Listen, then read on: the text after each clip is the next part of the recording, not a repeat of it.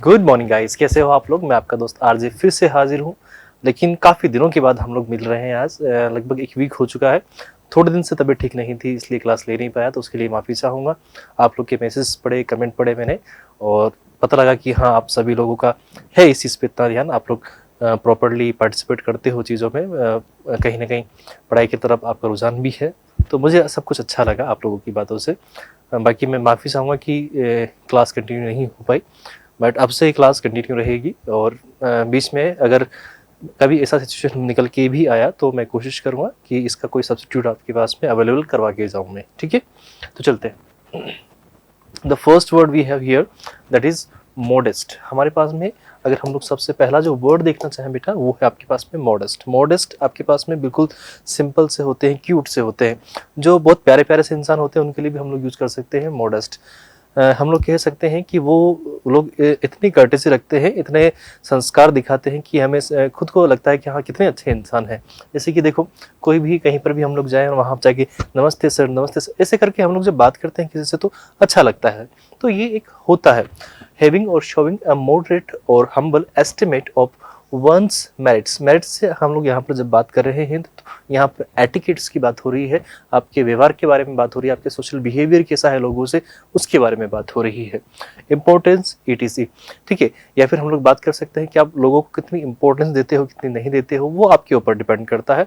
तो वही चीज़ हम लोग यहाँ पर देख रहे हैं कि जो चीज़ आपके पास में मॉडेस्ट होती है उसको हम लोग ये भी कह सकते हैं। और अच्छा, जो चीज़ मॉडेस्ट होती है, अब देखो यहाँ पर अपने हिंदी ही मीनिंग इसका जो लिखा हुआ है वो लिखा हुआ है मामूली। तो मॉडेस्ट का जो एक मीनिंग हम लोग कन्वे करते हैं ना बेटा, वो होता है सिंपल, यानी कि सिंपलिसिटी वाला।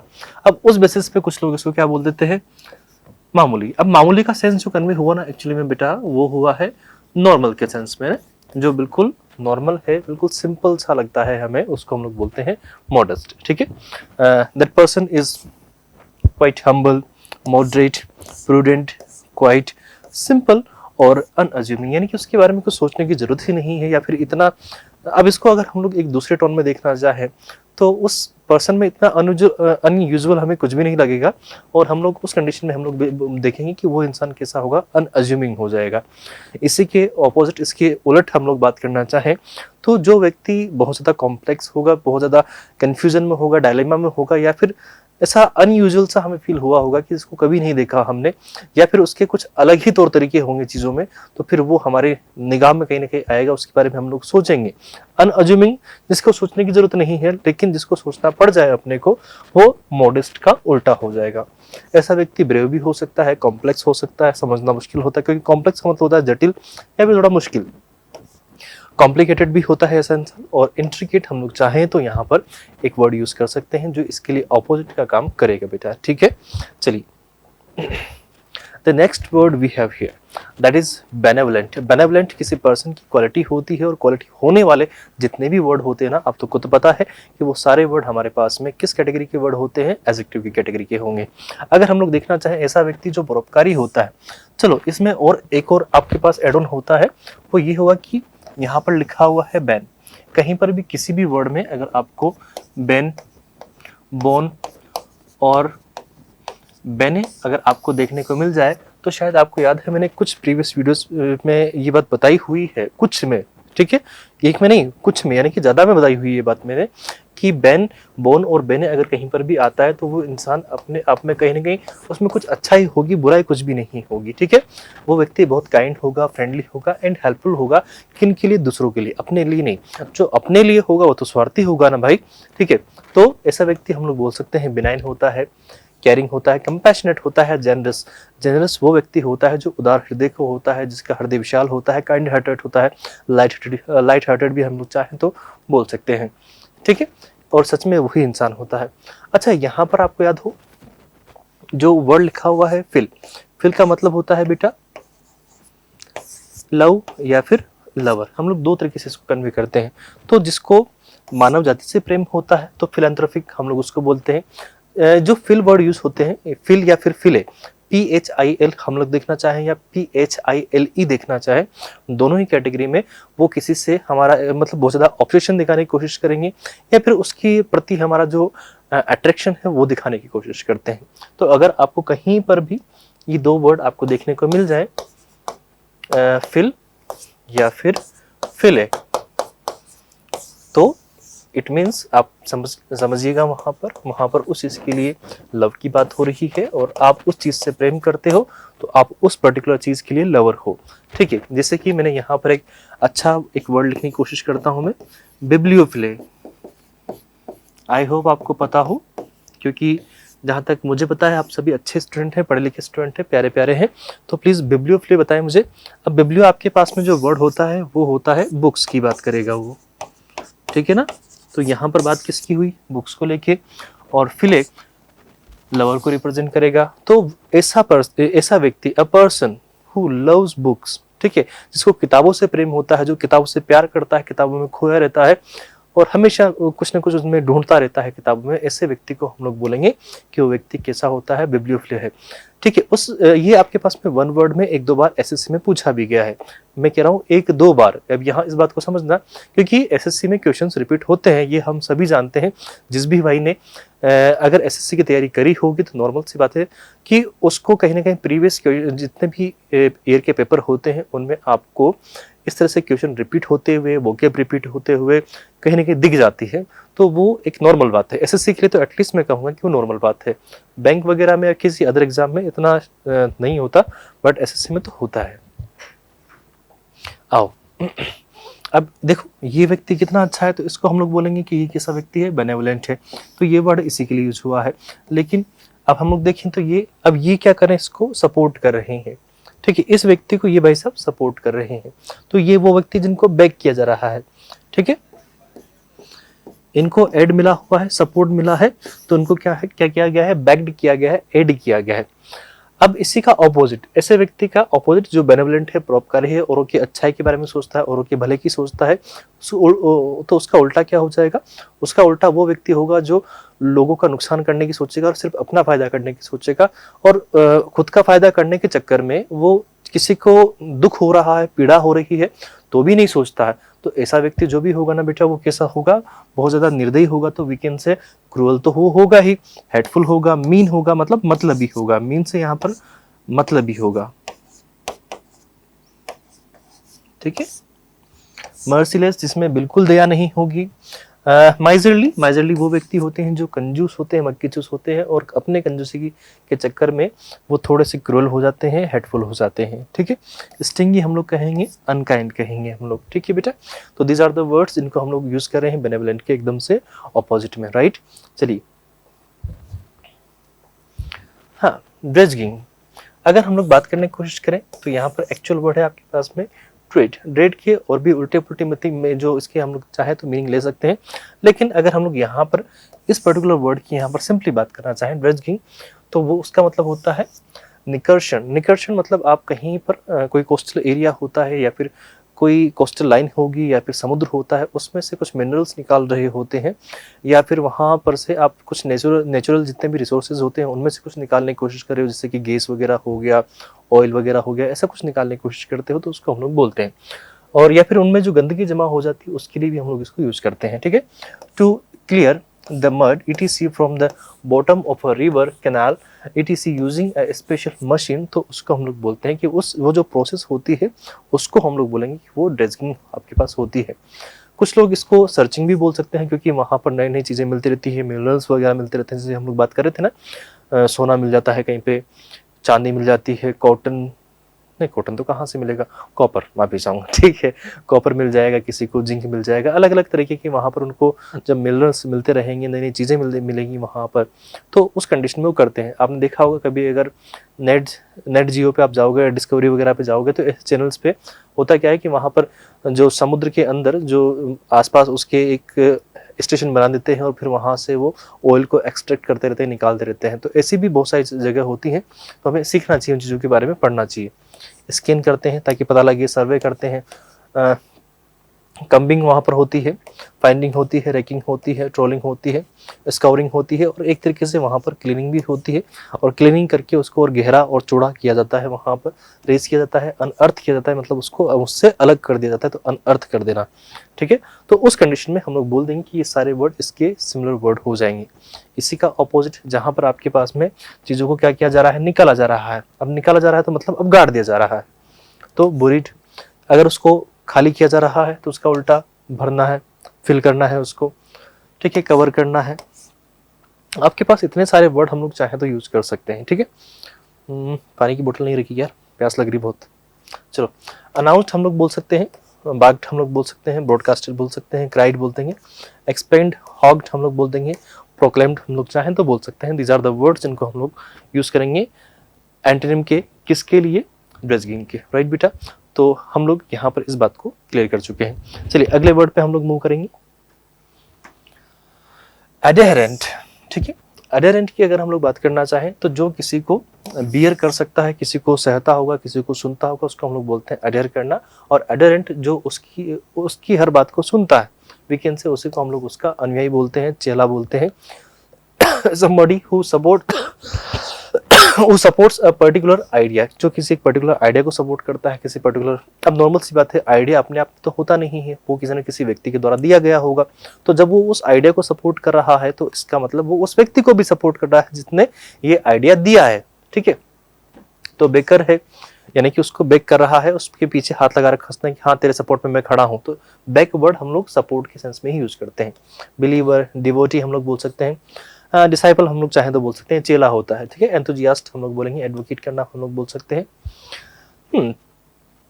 हम लोग देखना चाहें ना तो इतने सारे वर्ड होते हैं जिनको हम लोग, मतलब एक्चुअली होता क्या है, अभी हम लोग यहाँ पर बात कर रहे थे बैक को लेके।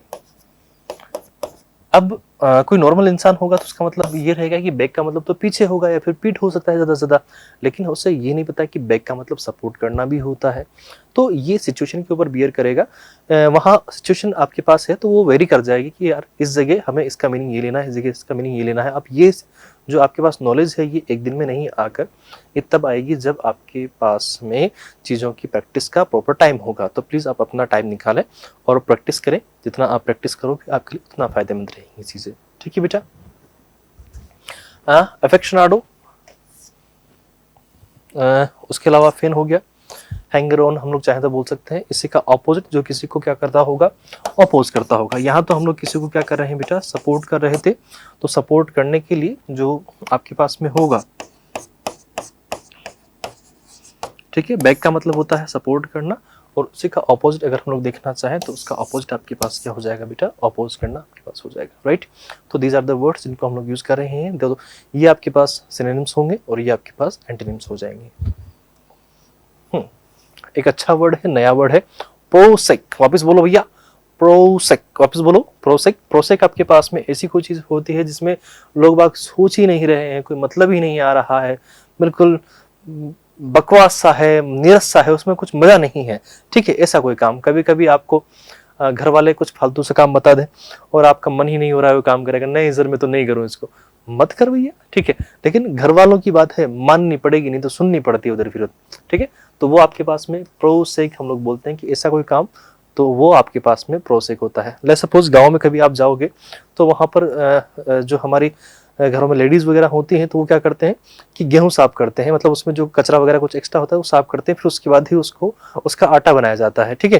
तो गेहूं साफ करने का काम सपोज करो आपको दे दिया जाए, और आपको थोड़ा बहुत तो चलो कोई भी कहेगा हाँ सर कर लूंगा मैं, लेकिन भैया तगारा भर के, पूरा कट्टा भर के दे दिया जाए तो फिर हो जाओगे ना बोर वहां पर। तो वही चीज आपके पास में बिल्कुल नीरस होती है, कुछ करना ही नहीं है।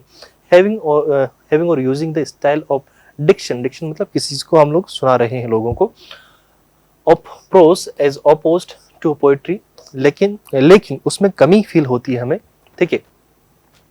इमेजिनेटिवनेस, यानी कि हम लोग वहां पर चीजों को लेके इमेजिन नहीं कर पा रहे हैं, और ऐसी सिचुएशन में हमें वहां पर उस चीज की कमी फील हो रही है कि हम इमेजिनेशन क्यों नहीं कर पा रहे हैं, ये जो बोल रहा है उसके हिसाब से क्यों नहीं चल पा रहे। कभी कभी हम लोग अगर, जैसे सपोज करो मैं आपसे बोलता हूँ यार एक बढ़िया सी कार देखी मैंने, चमचमाती है बिल्कुल, और चमक रही है वो, उसके बड़े बड़े से अलॉयज हैं, टायर हैं, ठीक है, मतलब मस्त है गाड़ी वो। अब जैसे मैं आपसे बोलता जा रहा हूँ कि बड़ी अच्छी सी कार है, बाइक है, जो भी मैं जैसे वर्ड बोलूंगा मैं, आपके दिमाग में उसकी एक पर्टिकुलर इमेज बनती हुई जाएगी और आप उसको रिलेट करते हो जाओगे, कहीं ना कहीं किसी भी कार से रिलेट करोगे पर कर लोगे। यही चीज आपके पास यहाँ पर समझाना चाह रहा हूँ कि अगर आप ऐसी कंडीशन में नहीं हो पा रहे, इसका मतलब वो चीज बिना मतलब की है, वो बिना मतलब की हो रही है, प्रोसेक हो रही है, नीरस हो रही है बिल्कुल ही। बैनल हम लोग चाहे तो बोल देंगे, ड्रेब हम लोग बोल सकते हैं, जो चीज एवरीडे में आपके पास में होती होगी, इसलिए शायद आपके लिए नीरस हो गई, हमड्रम हम लोग बोल सकते हैं, मेंडियन हम लोग बोल सकते हैं, या फिर वर्क एरिया हम लोग चाहे तो वहाँ पर बोल सकते हैं। इसका ऑपोजिट देखना चाहें बेटा, तो जो चीज़ बहुत ज़्यादा थ्रिलिंग होगी, एक्साइटिंग होगी, तो हम वहाँ पर अपना अटेंशन देंगे।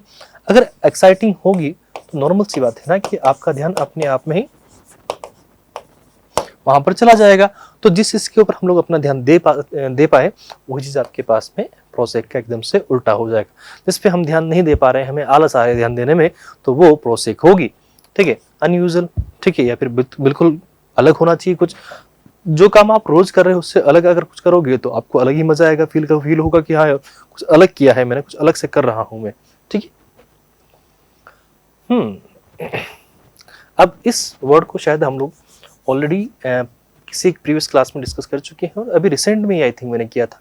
तो प्लीज़ कमेंट बॉक्स में मुझे बताना कि हमने किया था या नहीं किया था, और अगर किया था तो फिर आप लोग मुझे अब ये बताओ कि OUS लगने के बाद में कोई भी वर्ड होता है तो उसकी कैटेगरी क्या होती है, यानी कि किस पार्ट्स ऑफ स्पीच से वो बिलोंग करेगा। ठीक है, तो ये काम आपका रहेगा कमेंट बॉक्स में बताने का। बताओगे ना, मैं विश्वास कर रहा हूँ आप लोगों के ऊपर, तो प्लीज़ करिएगा थोड़ा सा। ठीक है, ठीक है, इसके बारे में हम लोग डिस्कस नहीं कर रहे हैं। आप लोग प्लीज़ मुझे बताना कि ये वर्ड हमने किया नहीं किया है। ठीक है, तो प्लीज़ ये आप चाहे तो इसका स्क्रीनशॉट ले लें। आई थिंक ऑलरेडी हम लोग इसको डिस्कस कर चुके हैं। ठीक है,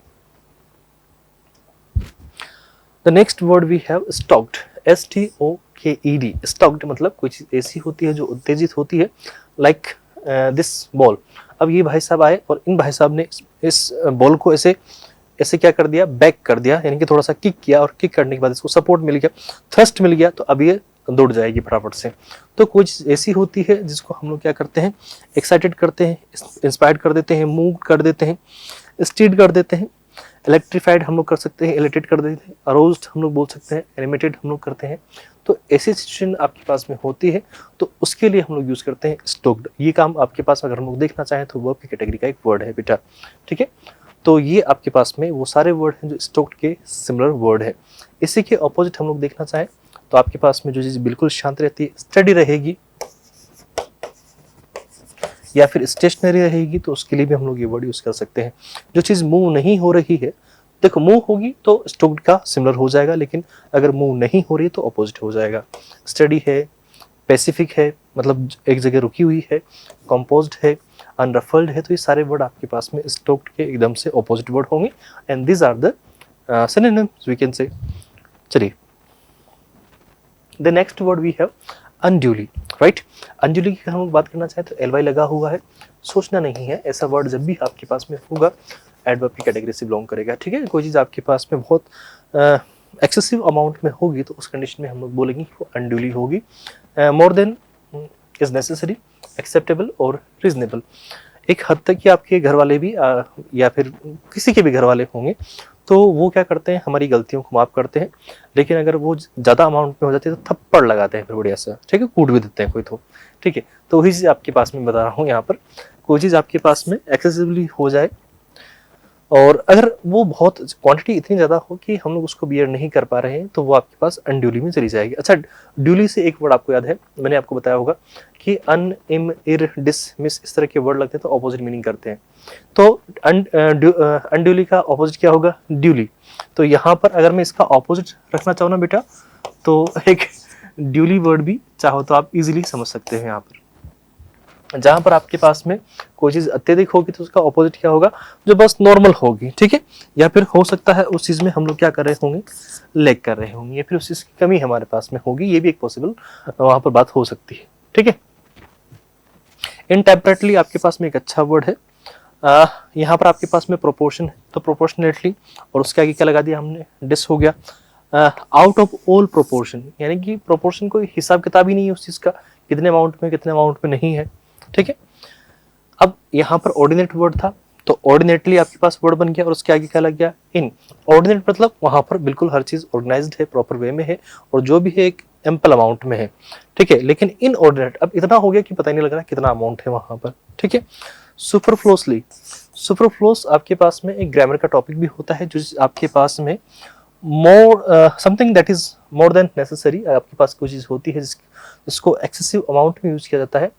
इट्स लाइक उसकी नीड ही नहीं है, लेकिन फिर भी हम लोग उसको यूज कर रहे हैं। तो वो जैसे कि मैं सपोज करो मैं इंसान हूँ, है ना, ठीक है।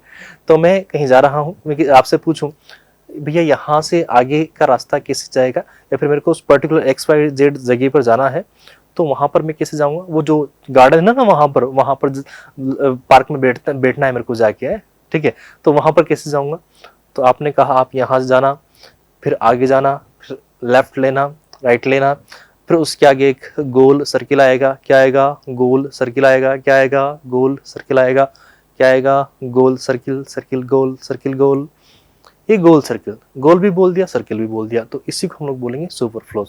नीड नहीं थी वहां पर, आपने सर्किल बोलो बात एक ही है, गोल बोलो बात एक ही है, दोनों का मीनिंग तो सेम है ना। तो वही चीज आपके पास में टू है, ये टू ओवरली एक साथ ही है, मतलब कोई चीज बहुत ज्यादा हो जाए, ओवर मच हो जाए आपके पास में, अननेसेसरीली हम वहां पे हमें वो चीज लगे, तो उस कंडीशन में हम लोग बोलेंगे कि वो अनड्यूली के सेंस में कन्वे होगा। इसी का अपोजिट जो नॉर्मल होगा, मॉडरेट होगा। नॉर्मल और मॉडरेट एक ही बात है भैया, ठीक है। रीजनेबली, सेंसिबली, आपके पास कोई बात होगी, जस्टली, हॉनेस्टली या फिर फेयरली अगर आपके पास कोई होगा तो उस कंडीशन में, ठीक है बेटा। तो दीज आर द वर्ड्स जिनको हम लोग कह सकते हैं कि ये आपके पास में आज हम लोगों ने डिस्कस किए, और इस सारे के सारे जितने भी वर्ड हैं मैंने उनको प्रॉपरली एक्सप्लेन करने की कोशिश की है, एलेबरेट करने की कोशिश करिए। स्टिल अगर कोई इंप्रूवमेंट हो तो आप प्लीज़ बताया करें मुझे। और आपके लिए एक छोटा सा एक homework, this is your homework.